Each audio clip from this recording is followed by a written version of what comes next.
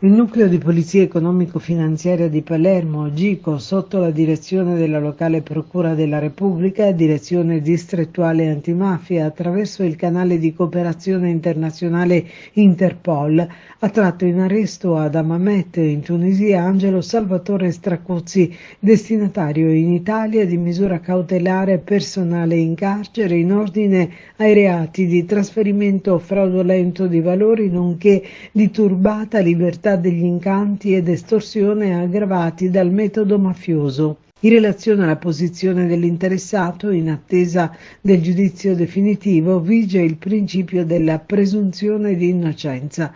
Stracuzzi in passato era stato già colpito da sequestro di prevenzione patrimoniale e dalla misura della sorveglianza speciale di pubblica sicurezza perché ritenuto contiguo a Cosa Nostra Agrigentina. In tale contesto, in particolare, era emerso un ruolo attivo dello stesso in seno ad una realtà imprenditoriale organica all'articolazione mafiosa delicata. Il provvedimento cautelare, cui ora è stata data esecuzione, era stato emesso dal Tribunale di Palermo in relazione ad alcuni episodi di estorsione ai danni di imprenditori dell'Agrigentino finalizzati ad accaparrarsi fabbricati e terreni oggetto di aste giudiziarie. Da tempo il ricercato aveva fatto perdere le sue tracce sul territorio nazionale.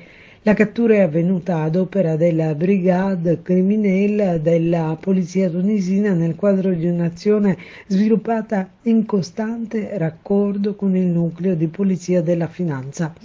L'attività conferma il perdurante impegno della Guardia di Finanza nello svolgimento di indagini delegate dalla Direzione Distrettuale Antimafia di Palermo, nonché l'efficacia e l'incisività dei canali di cooperazione internazionale, strumenti irrinunciabili per combattere le mafie e le organizzazioni criminali più strutturate.